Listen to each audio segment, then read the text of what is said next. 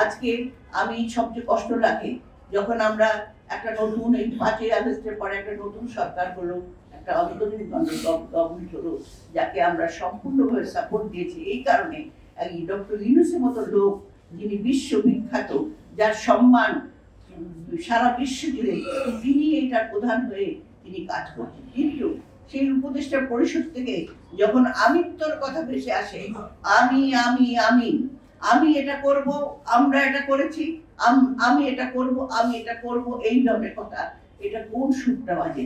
সেই হাসিনার মতো আমি, আপনি বলেন আমি বলে শেখ সাহেবের পতন হয়েছে, এই আমি বলে শেখ হাসিনার পতন হয়েছে, আমি যা বলবো সেটাই সবাইকে মানতে হবে।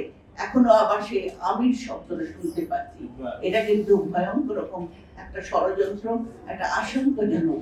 তোমরা এখন নির্বাচন নিয়ে আমরা বলছি, কেন বলছি? সংস্কার কমিশন যে বললো, শিক্ষা কমিশন এখন কত কোন একটা শিক্ষা কমিশন হয় নাই, বিভিন্ন সংস্কার কমিশনের কাজ এত দ্রুত সময় লাগার কথা না। কেউ না বুঝলেও আমরা আপনার প্রয়োজন বুঝি, আর তাই তো অত্যাধুনিক ফিচার সম্বলিত বিভিন্ন সাইজ আর কালারের 250-টিরও বেশি ডিজাইন অপশন নিয়ে ওয়ালটন স্মার্ট ফ্রিজ বোঝে আপনার প্রয়োজন।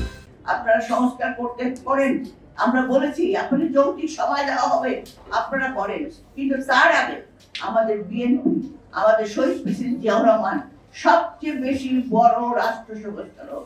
আপনারা দেখেছেন 19 দফা কর্মসূচির মধ্যে দিয়ে সমগ্র জাতিকে বিভিন্ন সেক্টরে তিনি কি করেছেন?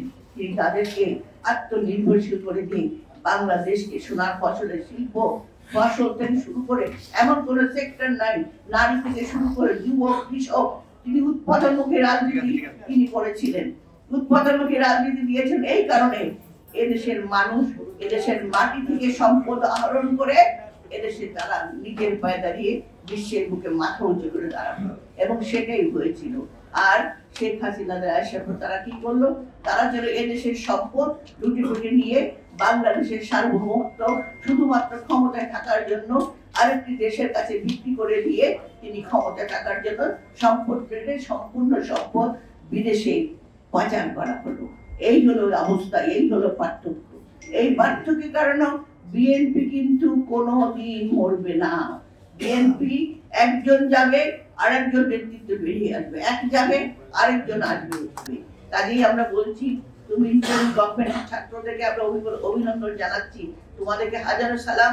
তোমরা আসছো, তোমরা আমাদের গাইড করো, কিন্তু তোমরা অধ্যুত্বমূলক কথা বলবে না, এইভাবে কথা বলবে না। মহাসচিব সম্বন্ধে একটা কথা বললে তুমি চিন্তা করতে পারছো, এই মহাসচিবকে, তিনি একজন মুক্তিযোদ্ধা, তিনি একজন শিক্ষক, তিনি বিভিন্ন ভাবে রাজনীতি করে আজকে কোথায় এসো। আর বিভিন্ন কথা আমি বলে দিলাম, আমার যা খুশি তাই মনে আসলো। আমি এত বড় হয়ে গেছি, আমরা পর্যন্ত অনেক কথা বলি না, আমরা শ্রদ্ধা করি। আমার মহাসচিব আমার যে বয়সে ছোট, আমি তাকে শ্রদ্ধা করি, তার প্রজ্ঞা, তার দূরদর্শিতা এবং তার যে সংযত ভাষা। রাজনীতির ভাষা হবে সংযত।